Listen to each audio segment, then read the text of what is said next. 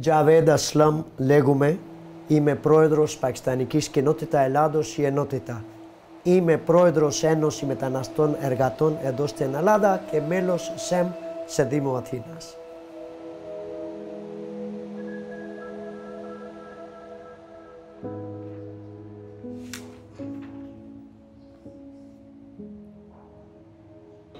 जो कुछ हो सका अपनी तरफ से जो बातें हो सकी वो बयान करूँगा और उसके बाद इंशाल्लाह अगले जुम्मे में हम एक नए मौजू की तरफ चलेंगे।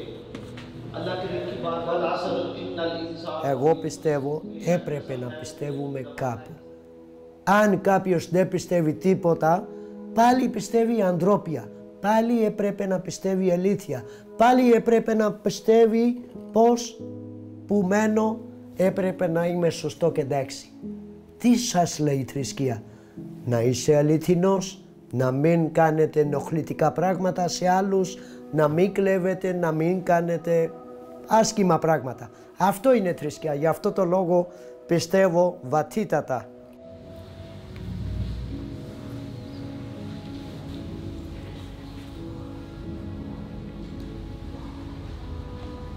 Ισλαμοφοβία υπάρχει. Εμείς σαν πακιστανική κοινότητα μαζεύουμε ένα πολύ μεγάλο περίπου 1000 άτομα για ιφτάρ.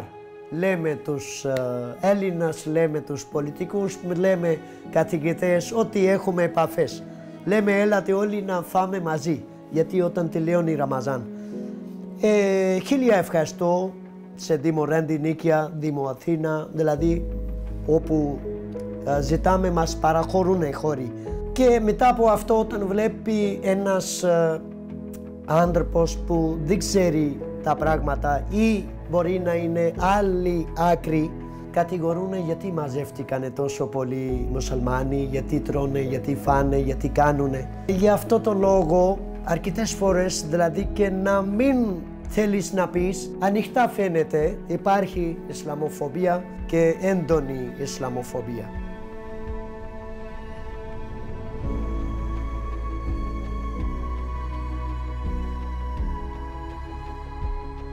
Σεπτέμβρη του 2011. Μια βράδυ βγήκανε οι άνθρωποι που θέλανε να πούνε οι μετανάστες να φύγουν από χώρα μας, ειδικά οι μουσουλμάνοι και τέτοια, και χτυπήθηκαν περίπου 35 άτομα. Σπασμένα χέρια, πόδια, κεφάλια, γεμάτα σπίτια με αίμα. Μου καλέσανε, πήγα εκεί. Και για μένα αυτό γιατί είναι πολύ έτσι που δεν μπορώ να ξεχάσω. Παρακάλεσα αστυνομία, παρακάλεσα διευθυντή του αστυνομικού τμήμα Ασπρόπυργο να πάει κάποιος μαζί μας, να τους σταματήσουν. Και δεν ακούγανε. Δεν ακούγανε και δεν πηγαίνανε. Τότε λέω, σε παρακαλώ, κάποιος ένας από εσάς μπορεί να μου πάει εκεί. Ή να πάω μόνος μου και μήπως δεν θα μου βρείτε ζωντανό. Αλλά δεν μπορώ να αφήσω το κόσμο μου που τους χτυπάνε και δεν πηγαίνει κανένα αστυνομικός.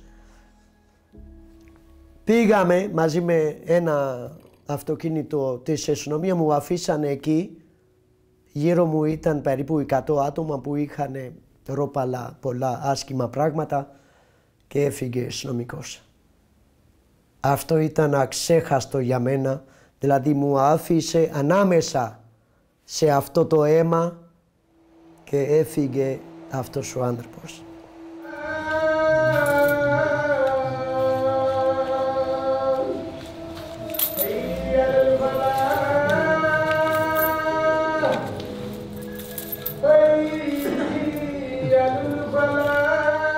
Ευτυχώς αυτοί οι άνθρωποι κάνανε και φύγανε. Δεν γυρίσανε σε μας. Εμείς 35 άτομα σηκώσαμε, άλλος ένα βοηθός μου και εγώ. Απάνω σε αυτά καλέσαμε στενοφόρο, αυτά και τα λοιπά. Και από εδώ μέχρι πόδια μου ήταν γεμάτα με αίμα. Αυτό γιατί ήταν αξέχαστο, γιατί και δεύτερη μέρα έγινε το ίδιο.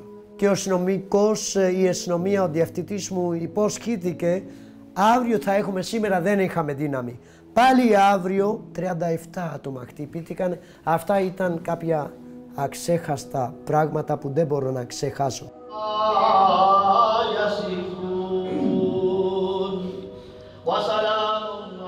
Πάλι θα ευχαριστήσω αλληλεγγύη και αντιρατσιστικό κίνημα. Κάποιες φορές εμείς λέγαμε να μην το πάρουμε τηλέφωνο σε αστυνομία, γιατί δεν ακούει, να πάρουμε αντιρατσιστικό κίνημα.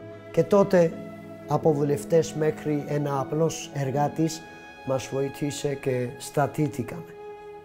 Έτσι δώσαμε μάχη και έτσι νικήσαμε. Πολλές φορές μας λέγανε είσαστε χαζοί. Αυτοί είναι 18 άτομα μέσα σε βουλή, αυτά και τα λοιπά. Δεν δηλαδή θέλει η κυβέρνηση, θέλουν να σας διώξουν. Η Χρυσή Αυγή αποτελεί εγκληματική.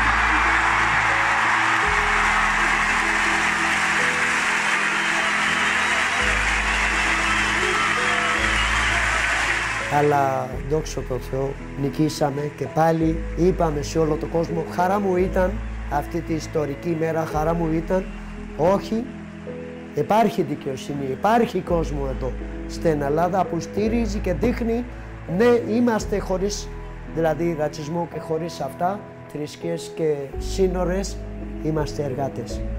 Και αυτή τη μέρα ήταν ιστορική μέρα. Λένε Ισλάμ είναι θρησκεία του πόλεμου. Δεν έχουμε κάνει ποτέ δηλαδή κάτι τέτοια σαν θρησκεία Ισλάμ. Ένας απλός άνθρωπος, ό,τι και να είναι, μπορεί να κάνει λάθος και υπάρχουν νόμοι, υπάρχουν κανόνες και μπορεί να πάει φυλακή, μπορεί να πάει δικαστήριο και ότι ποτέ δεν στηρίζουμε κάποιος που κάνει τέτοια πράγματα άσχημα. Τι λέει η θρησκεία μου, θρησκεία Ισλάμ? Αν είστε μουσουλμάνος, 40 σπίτια δεξιά, 40 αριστερά, 40 μπροστά, 40 πίσω. Αν ένας είναι ενοχλημένο από σένα, δεν είσαι σωστό μουσουλμάνος. Αυτό τι λέει?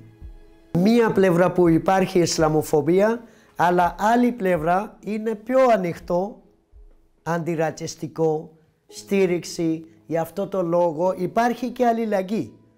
Δηλαδή δεν είναι μόνο Ισλαμοφοβία. Η Ισλαμοφοβία μπορεί να είναι 10%, 20%, 30%.